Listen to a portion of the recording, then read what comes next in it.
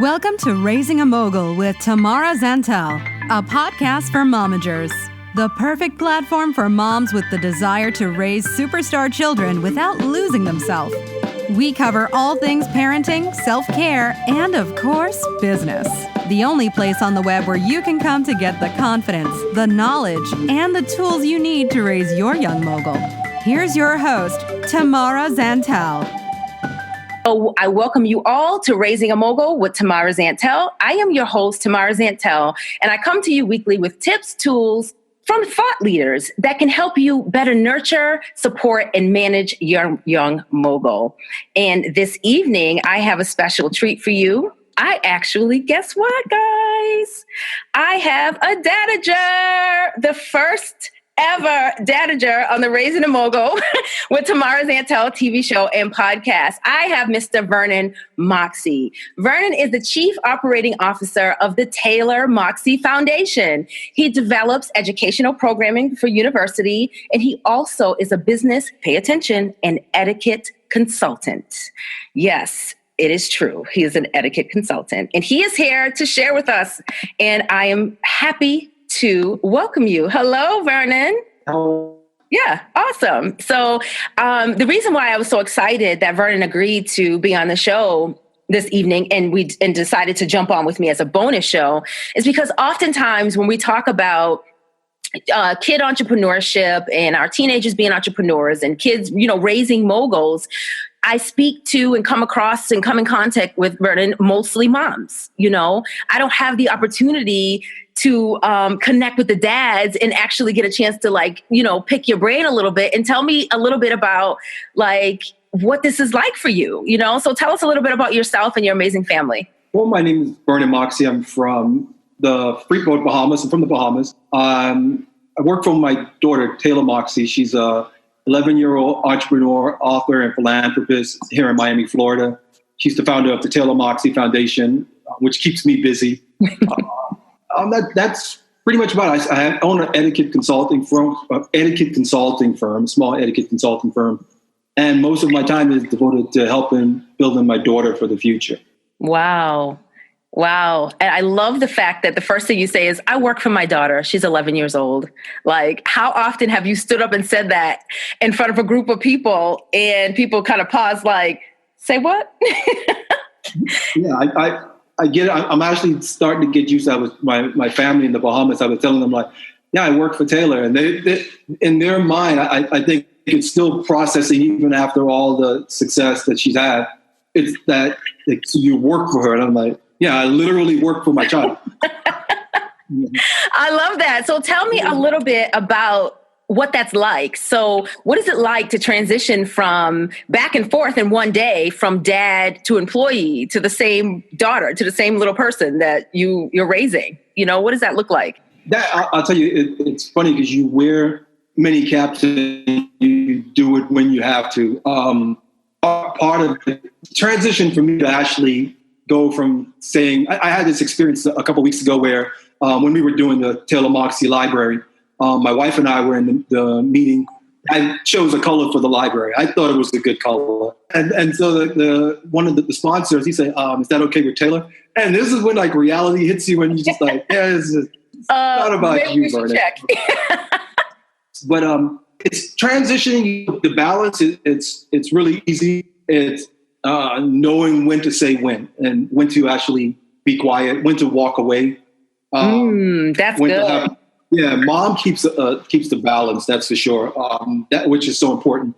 You have to know when you come home. We have a policy that we don't bring our business in the house as far as whatever goes. Yeah, it doesn't always work out perfectly though, because somewhere along dinner you end up saying, well, we could have did this, but we have a policy there's a time and a place for it. Mm-hmm. It sometimes works itself out, but as far as balance, it's just basically knowing when to talk, when to be quiet, and when I'm needed. Most people, I've learned now that I'm Taylor's ride. I love that. So listen, that whole when to talk and when to be quiet, that doesn't just apply to being the employee of your child or the Dadager. That's like marriage, right? Where all this is all about relationships, right? It's weird because in totally different cultures where, the culture I came from was that, you talk and the kids do what you say. And now, my wife and I are free thinkers. So we raised Taylor as a free thinker, which basically, in a nutshell, you're allowed to express your views and opinion with respect to the tones that you use. Right. But you're allowed to express, there's no hamper to say, if there's something you don't like, there's no problem saying that I don't like it, or this is how I would like it to be. Mm-hmm. And it took some transitioning, especially working for your child. Right. I love that. Let me ask you this. So what color did the library end up being painted? Was your color approved? No. I'm trying to save face here too. I picked this beige color, but bear in mind, this was probably my mindset that it'll look great. And so we sent this swatch to Taylor, and it was beige or orange.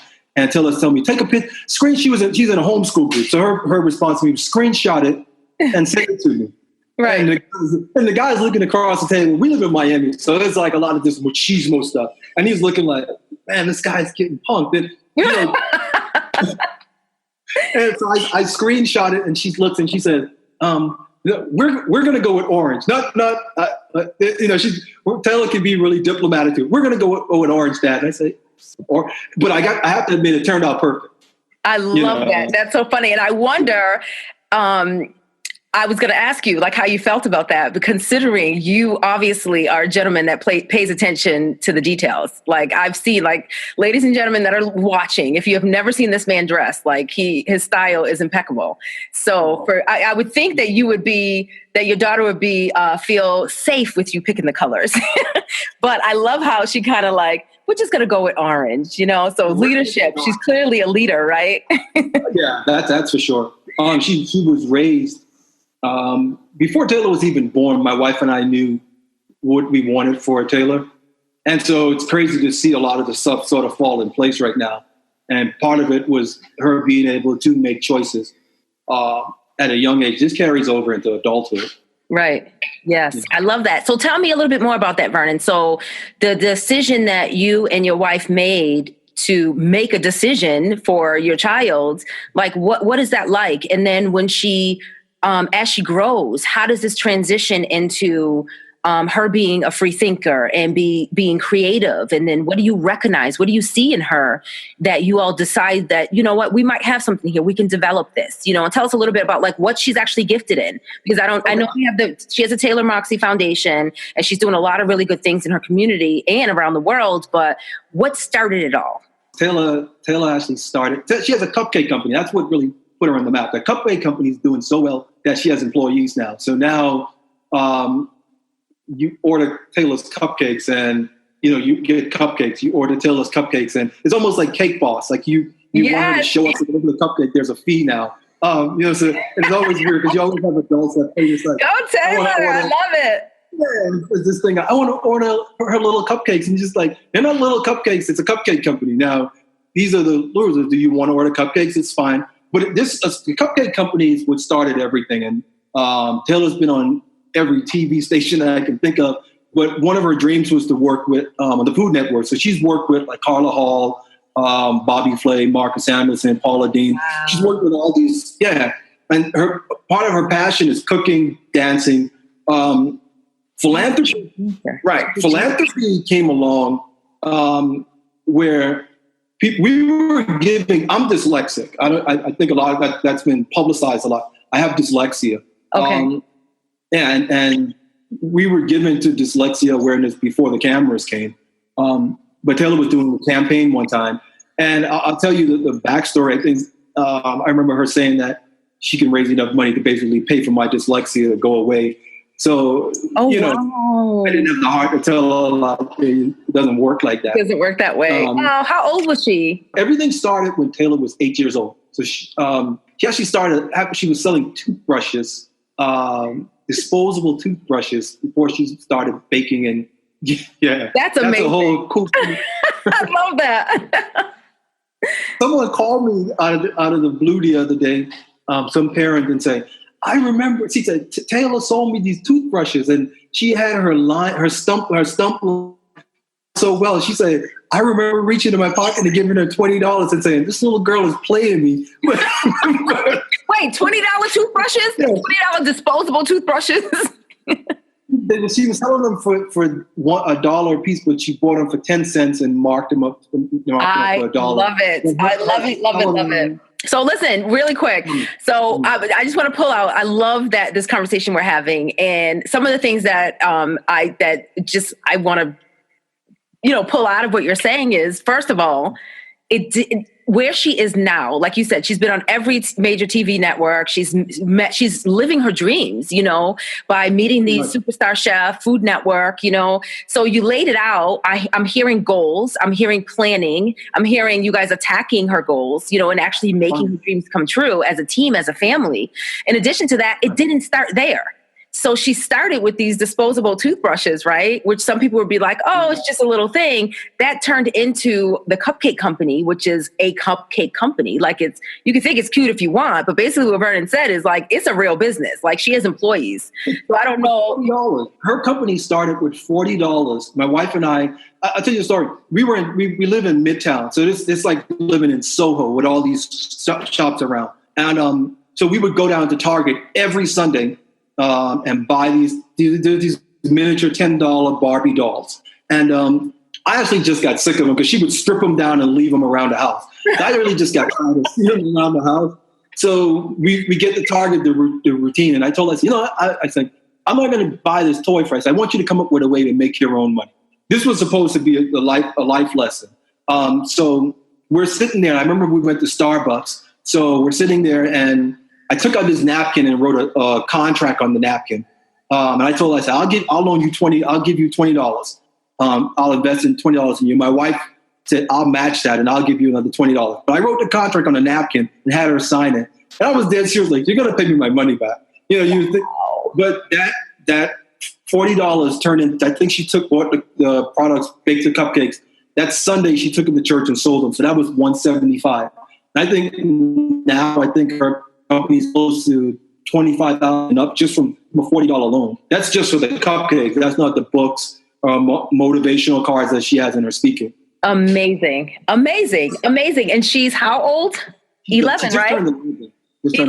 11. Like, so I want those of you that are watching and listening to really, kind of lean into what Vernon is saying. We're talking about parenting and, creating opportunity for our children, sometimes giving ultimatums, saying, hey, if this is something that you like, you might have to figure out a way to pay for it.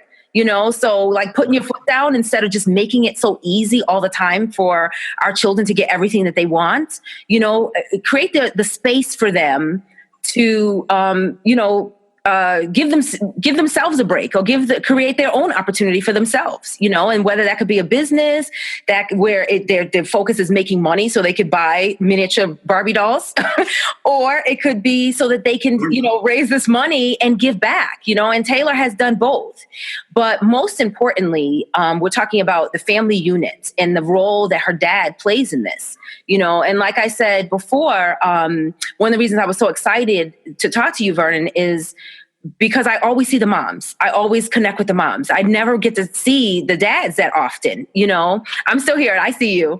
I don't get to connect with the dads that often, so usually the dads come and help set up and then they're gone. They're there for the heavy lifting, but for you to be at this point and, as a consultant and still managing other businesses of your own, but you also have have dedicated most of your time to managing your daughter and helping her run her foundation, So tell me what role does your wife play in this and how does that work with the family dynamic? Because I understand she has a pretty significant career as well. Yeah, my wife's a nuclear pharmacist. She's a doctor, radioactive medicine. My wife is the person that she's the glue. We call it a backbone and the brain of the operation. Taylor's the mouth, dad's the muscle, and mom's the brain. So it's a functioning body. My wife's role is huge. I don't think most of what's possible. Our job as parents is to create opportunity for Taylor. I think every parent job is to give their children access and opportunity Taylor's job is to take advantage of those opportunities. So I can get her in the door, but once you're in the door, if it's not sincere and it's not something that you want to do or it's something that you're willing to put in the work for, it'll show. Yeah. So, I get it all the time. I had someone tell me, "Oh, well, you're setting your daughter up." I say, every parent is setting their daughter. Yeah. Every parent is. You're setting your child up for success. That's part of it. Absolutely. So, mom's role is at the budget. Mom makes sure that the finances are taken care of. She's the brain. I have to give it to her. My wife is super, super smart, and I'm 100% sure like none of this would be possible. We're a pretty tight unit. I love that. I love it. It's beautiful. It's obvious. If you all if you're not, you should be following the Taylor Moxey Foundation and their journey. I know that your Instagram, your daughter is amazing. Her Instagram is on fire. You get to see her. And even Vernon she's often sharing her dancing. She's just a gifted young lady, and to watch your family function as a unit, it's clear that you're tight and it's clear that you are all very supportive of each other. And I love that. Baby and I have done something over the years before we even had a child. It's something called intentional parenting. Mm-hmm. And intentional parenting is basically what do you want for your child? I think every parent has something that they want for their child. How do you help them achieve those goals? And how do you help them maintain it long term? Those were part of it. I'm 40 plus years old. So, I'm 41. So, I see sometime where the parents, you're almost competing with your child as far as saying, I had a dad ask me the other day, do you feel that you're competing with them? I say, when I was 20, I did everything 20. I enjoyed 20. When I was 30, I enjoyed 30. We're parents now. I enjoy parenting. I didn't even know this thing, Dadager, was something that you could do. I was thinking this is what you do. You support your child. Right. I want somebody going over a contract and taking advantage of my daughter's salary, or the innocence of what she started. I didn't want that to be misused or abused, I should say. So as a dad, it was just natural for me to step in and say, no, here's how things are going to go, how they're going to go. I love it. It makes complete sense to me. It makes complete sense. And I love that the idea of intentional parenting, how that comes into play, because it makes absolute sense. I remember when I was pregnant with my oldest son, I already knew, like, my friends thought I was crazy. And I was like, oh, I know what high school he's going to. Not that I knew that my intention was to control his life, but I knew I was going to guide him and massage him and nurture him along the way. I knew what that was going to look like, So, and that's really what all of us want. We want the guidance. We want structure. We want the opportunity, to, think freely and move within our creativity, but with, a solid foundation and support. I think that balance is so important to say, there's a big difference between guiding and governing your child. Oh, I like that. I love that. Baby and I have decided that it's good for us to guide Taylor as opposed to govern. I'm of the mindset that you're born with everything that you need inside you. So I tell Taylor this all: everything you need, you were born with. And so our job is to help you get better at it. Mm-hmm. To be able to monetize off what it is. Taylor's a giver. She loves to bake. She loves to dance. She loves to give. And that's something that we don't want to stifle. So the goal is to say, okay, then if you love to give from the money you make, Taylor gives away 30% of her profit. Gives it to But the goal was to say, okay, then maybe I need to help you make a whole lot of money. Yes. So the more you make, the more you give, right? Yeah. You can go broke because if you're making a lot, you won't feel it, That's amazing. I love it. Let me ask you this. First, let me see. Let's take a break real quick. Just 1 second. Let me just look in the group onto the page and see. We have a couple people joining us. Hello, Melissa. Hello, Pastor Q. I see your wife is here. Hello, Eddie. Hi, Annette. Let us know if you have any questions for Vernon. Please just drop them in the comments. And he has agreed to answer them. So I'm excited and I'm grateful for that. Okay, so I'm thinking about what you're saying, and I love this parenting concept that you and your wife have created, because I think a lot of times we as parents, we move with, we're just so busy doing this and doing that and making the money and balancing that and try to get to work and, the hustle and the bustle that life it just happens, Yeah. But I love the intentional calm and structure that you all have built into your family unit. And I think it's very necessary, so if you all are listening and watching, like, this is something we all need to practice, because clearly, not to say that anything is perfect, we already know that, but to already, to wake up and know what the day is, what the possibilities are, and to be intentional about the moves you make, it's extreme value, so I really appreciate that. So I have a question. How odd is this, us doing this interview? Because I would imagine you, like me, don't have that much opportunity to be actually on this side of the camera, right? It's usually us off in the cut watching our child be interviewed or be fawned over, right? My wife asked me when I was shaving. She said, "You're excited?" I say, "Feels weird." Now let me tell you. I told this kid that I've been from my official name now was Taylor's dad or Mr. Taylor's dad. And I told Fabia, my wife, I said, I wanted to tell this guy one day, I was a pretty big deal. Like, I used to be somebody, Yeah. But you're Taylor's dad. This being on the camera, yeah, it is weird, because I'm, like you say, I'm normally in the corner. You're doing great. You're doing right. Or when it's time to interview, tell me, Dad, like, you can go away now. So, right. It is weird. I love that. But listen, we bring value, and I love, that's why I'm like all for it. Let's talk about your wife. What does she do? What is, like, let's blow her up. Let's talk about you, because a lot of times we don't get to talk about us. I mean, I think everyone understands, they know that if it wasn't for us, they wouldn't be, clearly, right? But like you said, we lay the foundations, we stack the stones, and they climb, right? They have a hard job to do, but hello, people, we're our management job is not easy. Vernon is a dadager. Yeah, I'm still getting used to this term. I was telling my brother the other day, I'm not an American, so I'd never heard this term. Actually, when I saw you put it on social media, I actually asked Taylor, like, what is that? She was looking like, man, like, you didn't know. She's like, that's what you do, Dad. Like a dad manager. I was just like, okay. Yeah, okay. That's what you do, Dad. That's it. Yep. Yeah, you're the dad, but you're also the manager. Dadager. Dadager. That's it.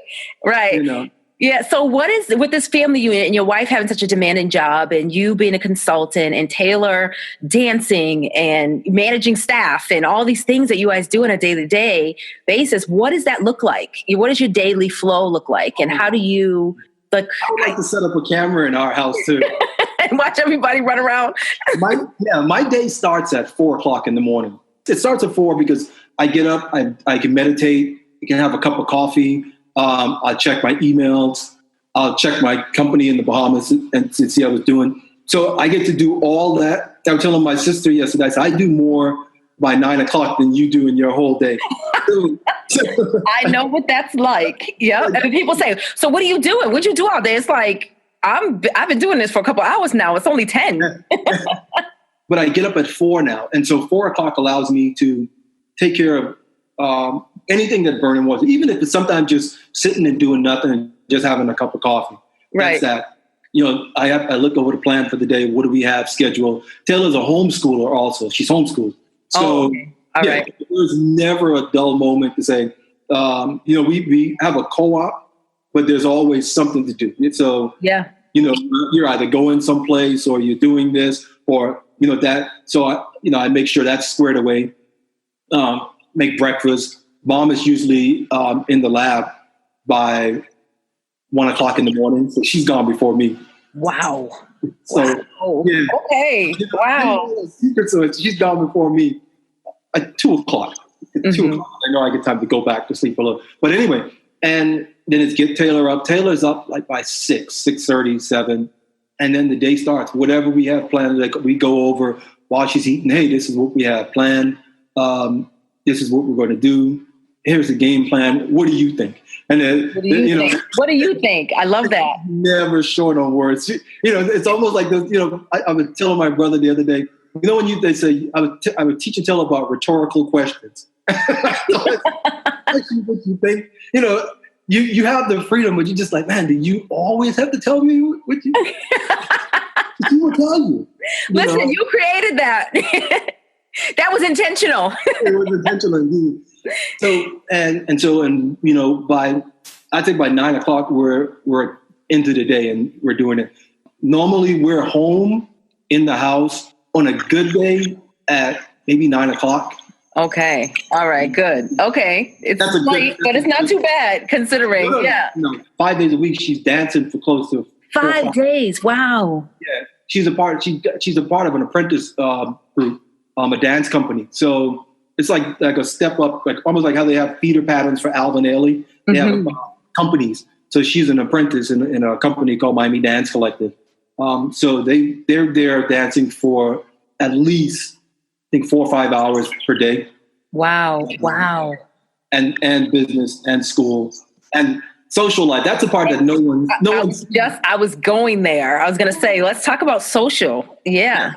Social life, I'm big on privacy when it comes to our social life. I had to tell somebody that Taylor the chef is a character. Taylor Moxey is my child. So, that to separate the two. And so you would never see Taylor sleepovers. You never see her play dates, which there are tons of them. My wife has a planner for this stuff. We're going down. You sound like you're like the planner. Oh boy. I asked her the other day, something I wanted to do. She's doing a photo shoot this Saturday for Southern Living magazine.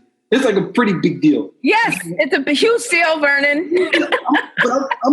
I say yes to almost everything. Now I'm learning to dial back. I say yes, and then I ask my wife, are we scheduled to do anything? So at like 11 o'clock at night, I turn and say, so I agreed for her to do the shoot for Southern. So she turns over and gets the planner. Well, next time you need to let me know. So I said, okay. Okay. It's a oiled machine that's not always ran perfectly. The good part about it is that I pay attention to detail. That's my job is to do that. My wife is very meticulous. Taylor's very outspoken. So if it's something that's an issue, we address it right away. And we learn from it. So, you more than likely, I would say, in Taylor's business, we very rarely make the same mistake twice. I love that. That's important. That's important. Yeah. Lesson learned, right? Oh, for sure. Yeah. Even with her play dates, we have a rule that her speaking engagements or anything will never interfere with her play dates, her dance schedule. Those are things that we have. This is the agreement we had, that everything will revolve around those. I mean, her ability to be a kid, allowing her to be a kid. I feel like I switched the roles. Because I was on a forum the other day and I had a parents ask that to me, like, when did she get to be a kid? And my question always when someone asks that is like, define that. That's good. That's true. So what is being a kid? Now, if being a kid means doing nothing, running outside, lounging all day, sleeping all day, video games, mindless behavior. Right. That's just not the ebb and flow of our house. Right. So even if Taylor didn't have a business, Taylor wouldn't be. Those are things that, and it's crazy because most people, when they say that, or they say let them be kids, their mentality of it is the way they were raised. Now, I'm from the Bahamas. I was raised on an island. My wife, I'm 41 years old. So most of the time you look and you see your childhood, you say, well, I think we were raised decent, but it's a different era.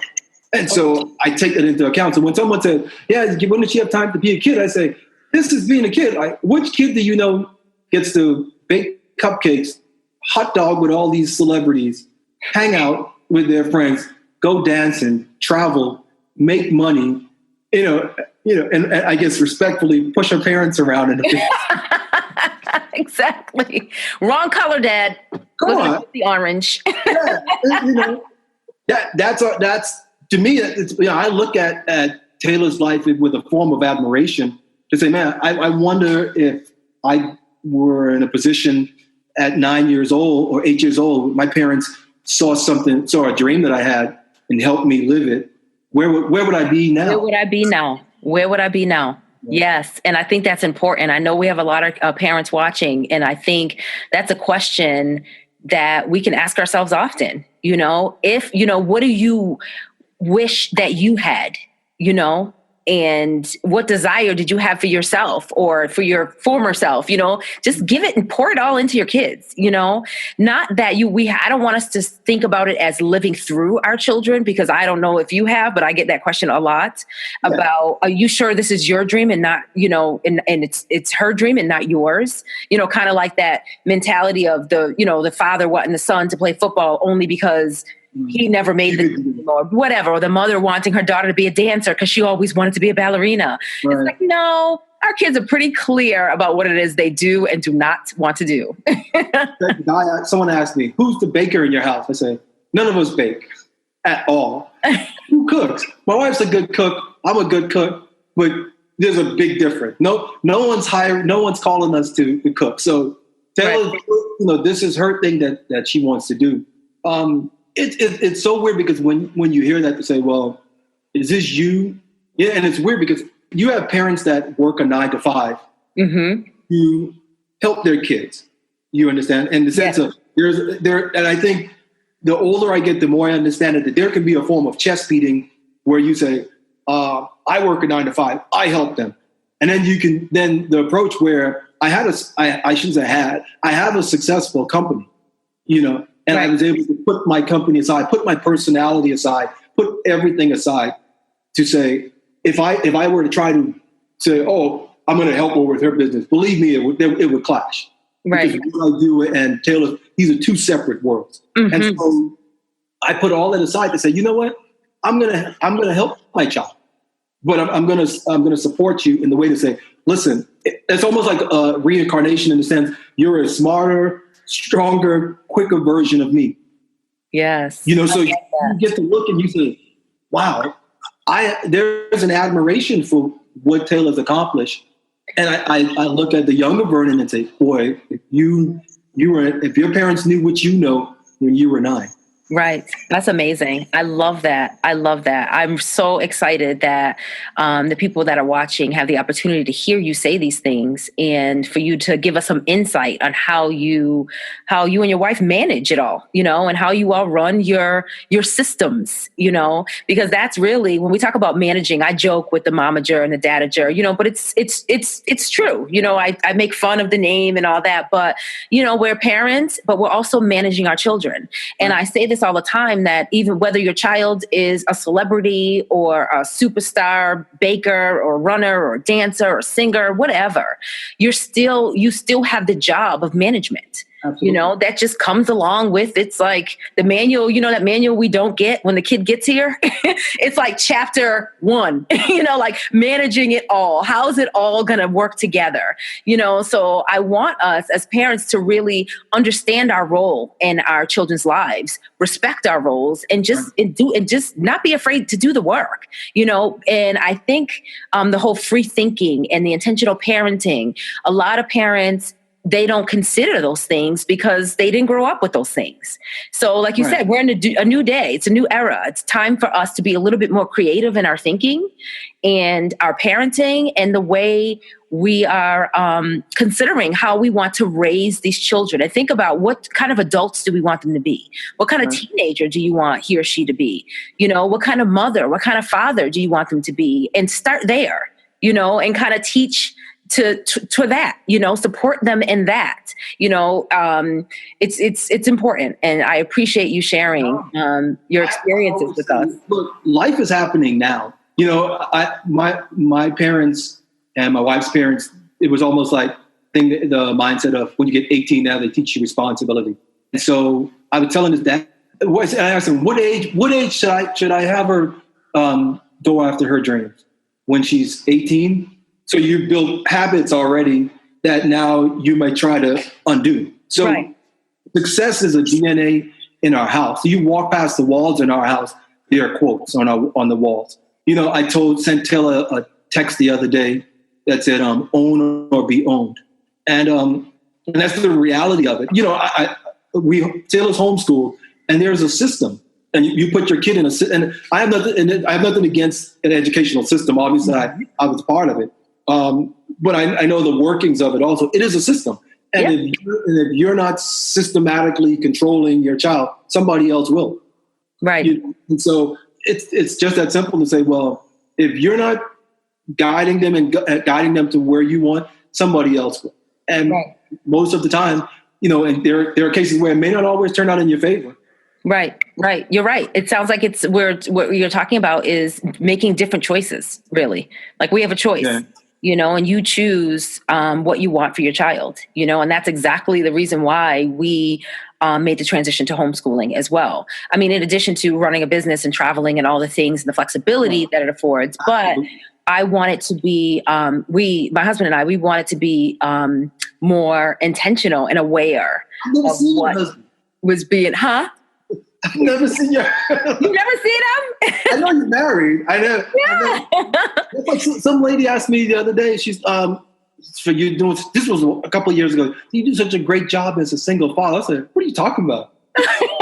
Say what? Not that you couldn't be, not that you wouldn't rock your position as well if you weren't. You know, I know your wife adds huge value, but I do think that for those people that are watching, like if there's only you, you know, this is all still possible, right? It's all still possible. I feel something, yeah. You know, that's funny. How do you feel about being a single parent, single dad? I got home and told my wife, you know, I'm a single dad. She's like, what? I say, yeah, but she's heard it too, because when my business was building, I was constantly gone. Yeah. And I remember one day Taylor said to me when they're like, "You're always gone." Oh. But that it was sort of an awakening for me too, because you look and you say, you know, I can chase money and success, or I can define what success is. Yes. For us, for you, for your family, to each his own. You know, but success, we have our definition of success where it's like, we're trying to build something that when we're not around and when Fabi and I are gone, Taylor still has something that she built that's sustainable. So she's being taught every meeting that we have, she's in on it. I even told her, you know, I know it's not always fun, but just you'll understand it later on. You know, and sit through the first few minutes of it, and you know, if you want to leave, but I need you here to see what's going on and understand the back workings of how your company runs. Right. I love one of the things you just said. I know it's not always fun, and I get that question so often. What happens when there's business to take care of, and your child wants to be the typical child, you know, or they're being themselves. They're, you know, they just don't want to, you know, like, I mean, as an adult, there's days when I'm like, I know I have to, but I just don't want to, you know what I mean? So it's not always. You're on. Taylor, we have a thing here that's like, do what you need to do so you can do what you want to do. And, you know, in everything you have it where you just, I just don't feel up to this today. And you just like, I need to do it. Mm-hmm. Because no one's getting up and going to do it for us, for our children. You know, I'm not saying that people have ill intentions, but no one's really going to go the extra mile. I tell my family this all the time. I know you guys love us. If Fabi and I were to, you know, expire, I know Taylor will be taken care of. Right. I say, I need checks in places to know that she'll be maintained. Yeah. You know, you're not going to go the extra mile. You're not going to do it like we can. That's it. Like we do it. And you're absolutely right. You're absolutely right. That makes complete sense. So I have a few final questions for you. And once again, I thank you so much for joining us. This has been amazing. And I know that everyone who is listening and watching has really gotten some good information and good insight on what this whole Dadager thing is like, right? So if you're ever out and you see all these kids on TV and it's like, yes, there are amazing dads standing behind them too, you know, because I even had my daughter sometimes be in interviews. It's like, well, I'm sure your mom. And it's like, well, she has a dad too, you know, or just don't just assume, you know, we have some superstar dads out here, like, you know, that are making the world go round as well. You know, I told this guy, I said, the Olsen Twins, when I had a dad ask me about that, like you know, I was negotiating the contract for, you know, and I had to take off almost manager and dad to say, now you're going to meet Dudley Dickens, and basically I had to lay down like, here's what you're not going to do. Right. And it was this, this smuck remark in a sense, slight remark, like, dad's muscling his way. And I told him, I said, when the Olsen Twins, dad, this guy was known to be a shrewd business person. And you applaud him and because you see the end result and you applaud him and you say, oh, what a great job he's done. I say, so what's the difference? Why is it that when I do it, it's there's a problem with it? Right. I get it. You have to protect, that's our job, to protect our children, So it makes complete sense to me.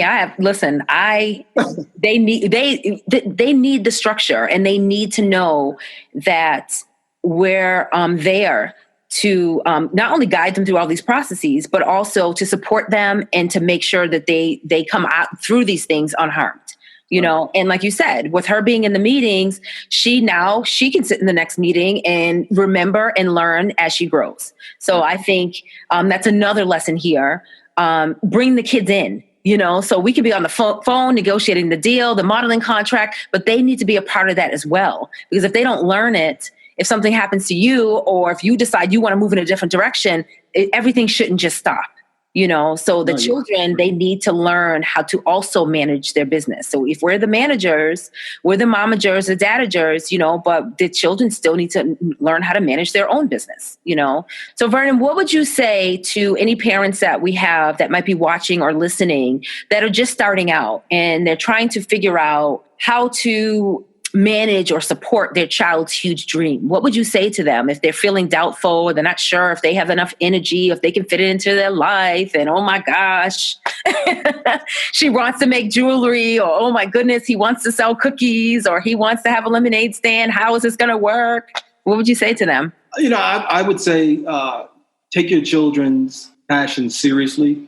First of all, if it was pickup sticks that Taylor wanted to do, we would be having a pickup stick company. So take them seriously.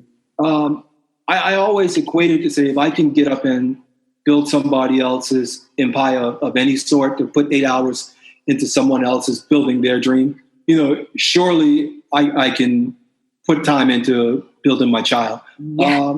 Yes. And that's the mentality you should have to say, look, and give your children options. I think knowledge is power, but access is the key that children lack, is access. Mm-hmm. So, I would think as you get older, you would get a little wiser, ideally. Make sure that you give your kids access to things to make themselves better and monetize on what they have. I don't think everybody is meant to be an entrepreneur, but I think deep down inside, I tell my students this all the time, everyone wants to be the man or the woman. Right. You may not want to admit it, but you do. You do. So help your child, because there are so many things that go on in supporting them that will carry over into life. And they may not become an entrepreneur, but they'll have that confidence to say, man, I remember when I wanted to do this crazy thing and my parents supported me. Or I remember when I had this idea and, my dad was like, all right, let's do it. I remember Taylor wanted to sell her paintings, and I told the guy, my daughter's the next Picasso. And then when she was selling the toothbrushes, I told him I said, my daughter's a mogul. And but this is the stuff that we knew we wanted something that we knew Taylor would have something. The success that she's had and the speed that it's happened was all organic.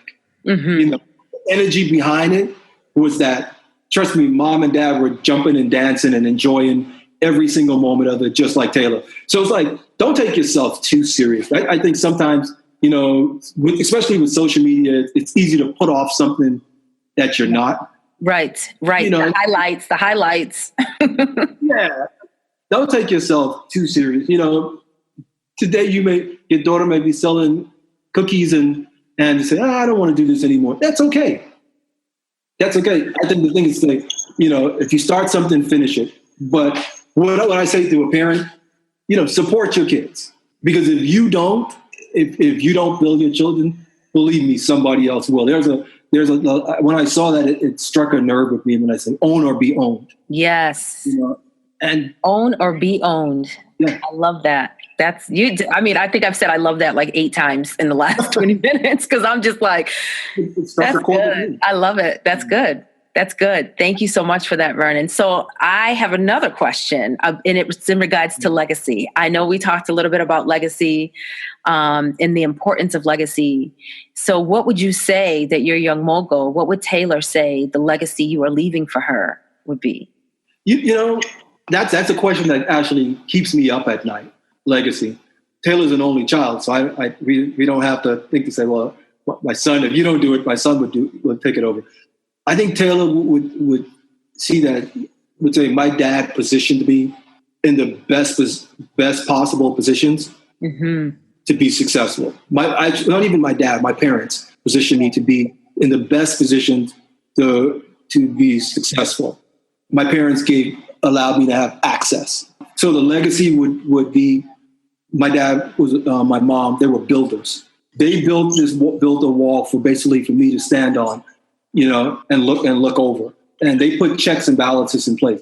I have a bust of Taylor being made, and it's for the Taylor Moxey Museum that doesn't even exist yet. We have a logo with Taylor Moxey University. Doesn't exist yet. But all these things are put in place to say, I would think that, what's your legacy? What's your child going to say when you're gone? What are you going to leave on this earth when you're gone? And my goal as a father is to leave this earth empty, in the sense knowing that I poured everything I know into my child. Wow. That's powerful. That is powerful. Intention, the planning, that's amazing. Thank you so much for that. I appreciate it. I really do. So thank you for spending this time with us. I am so grateful. I still am super excited that I had this opportunity so let me tell you about how this happened. I wrote something in the group and Vernon commented and I was like, well, I'd kind of love to talk to you about something like that. And he's like, sure, anytime, inbox, please, let's schedule. I was like, yes, this is great. And then I told Jimmy. I was thinking next year or something like that. No, I was like, how about tomorrow? He's like, okay. Yeah. Like I said, I see what your daughter has built. And Taylor is 11. And so Taylor introduced me to you. It's Sondra. Yeah, Sandra. Yeah. Am I pronouncing it right? Zandra. Zandra. That's the Bahamian in me. And we met her at the Step Into Greatness conference. Yes. In Philadelphia. And Taylor came home and was like, this girl is doing this, and she's doing that, she's doing this. And so I started following her. And there's this thing behind every successful child, they're standing on shoulders of parents that actually cut the way and pave the way for them. And are raising them up, and but they, that's with respect to say you did it on your own, but no one's an island. Nobody does stuff on their own. There's a village behind it. You're right. I really respect what you and your husband do for your daughter. And Thank you so much. I appreciate that. It's an example for us for sure. We watched. I love that. I appreciate that. And we are watching you. We're this is a close-knit community, and you have to support each other and look out for each other and pray for each other. And I'm just excited that our families are connected. I'm grateful for the relationship. And I just can't wait to see these kids grow and continue to change lives and be change makers and, develop and build. Because the more they do, like we talked about the more money they make, the more people's lives they're changing. Yeah. The more people help. So thank you so much, Sir Vernon Moxey, for taking the time.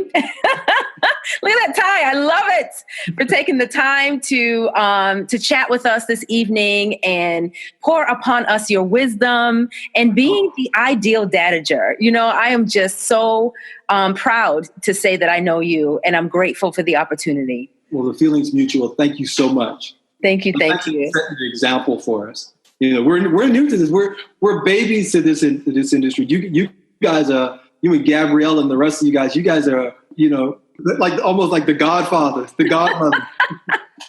Listen, you should see me when who do I call when I need help? I'm like, Marcella, I need, so now we'll be texting you and your wife next. Like, how do we do? Let me help you. And that's what this is all about, and Vernon, I know you were like, love that you're doing this. And I want people to know, what our world is like, and we have to lean on each other and we don't have all the answers. But like you said, I make a mistake once and we try not to repeat that again. Lesson learned, and we move on and we keep having fun and letting our child be free and creative, and we just kind of see what happens and we support them along the way. It's intentional, but there's some wiggle room. We have intention of what the end goal is, right. But at the same time, we're having fun and we're just letting them live and